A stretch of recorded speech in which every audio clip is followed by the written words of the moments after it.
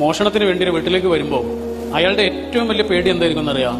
ആ വീട്ടിലെ നായയായിരിക്കും. കാരണം ഈ ആള് വരുന്നതെന്ന് അറിയുന്നതോടുകൂടി നായ കുറയ്ക്കാൻ തുടങ്ങും. അതോടുകൂടി വീട്ടുകാർ ഉണരും. ഇയാളുടെ പരിപാടി നടക്കൂല. അതുകൊണ്ട് അയാൾക്ക് ഏറ്റവും വലിയ പേടി ഉണ്ടാവുക നായയായിരിക്കും. അതുകൊണ്ട് ഇയാൾ എന്താ ചെയ്യാന്നറിയോ? വരുമ്പോ തന്നെ നായക്ക് കൊടുക്കാൻ ഒരു ഇറച്ചി കഷ്ണമായിട്ടാണ് വരിക. എന്നിട്ട് നേരെ അയാൾ വന്നിട്ട് ആ കൂട്ടിലേക്ക് ഇറച്ചി കഷ്ണം ഇടും. നായക്ക് ഭയങ്കര സന്തോഷമായി. എന്ത് സ്നേഹമുള്ള കള്ളൻ എന്നാണ് നായ ആലോചിക്കണത്. ആ ഇറച്ചി കഷ്ണം നായ വെട്ടി വിഴുങ്ങും. ആ വെട്ടി വിഴുങ്ങുന്ന സമയം കൊണ്ട് കള്ളൻ എന്ത് ചെയ്യും? അയാളുടെ പരിപാടികളെല്ലാം നടത്തും. എന്നിട്ട് ആ വീട്ടിൽ നിന്ന് മോഷണമൊക്കെ നടത്തിയിട്ട് പുറത്തേക്ക് ഇറങ്ങുന്ന സമയത്ത് കള്ളൻ ആ കൂട്ടിലേക്ക് ഒരു നോട്ടം നോക്കും. അവിടെ ആരുണ്ടാവും? നായ ഉണ്ടാവോ? നായ മരിച്ചു കിടക്കുന്നുണ്ടാവും. കാരണം കള്ളൻ കൊടുത്തത് ഒരു ഇറച്ചി കഷ്ണം മാത്രമായിരുന്നില്ല, അതിന്റെ ഉള്ളിൽ ചെറിയ ഒരു വിഷത്തിന്റെ തുള്ളി ഇട്ടിരുന്നു. ഇതാണ് തെറ്റായ കൂട്ടുകാർ നമ്മൾക്ക് സമ്മാനിക്കുന്ന തെറ്റായ ശീലങ്ങൾ. അത് നമ്മളെയാ നശിപ്പിക്കുക.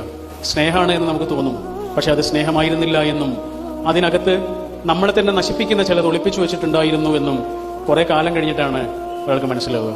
അതുകൊണ്ട് ഈ ജീവിതം എന്ന് പറയുന്നത് വളരെ കുറച്ചേ ഉള്ളൂ. 10-30,000 ദിവസം കൊണ്ട് തീരുന്ന ഒരു ഏർപ്പാടിന്റെ പേരാണ്. വളരെ കുറച്ചേ ഉള്ളൂ. ഈ കുറഞ്ഞ ജീവിതം ഒരാള് സന്തോഷത്തോടുകൂടി, ഹാപ്പിനെസ്സോടുകൂടി, നല്ല സേവനങ്ങളും സ്നേഹവും സന്തോഷവും മനുഷ്യർക്ക് കൊടുത്ത് ഒരായുസ്സിനെ അർത്ഥവത്താക്കുക എന്നുള്ളതാണ് പ്രധാനം. മരിച്ചു തീരുന്നത് വരെയുള്ള ഈ ഒരു സമയം അർത്ഥവത്താക്കാനുള്ള ഒരാളുടെ തയ്യാറെടുപ്പാണ് പ്രധാനം. മരിച്ചു കഴിഞ്ഞാൽ പിന്നില്ല.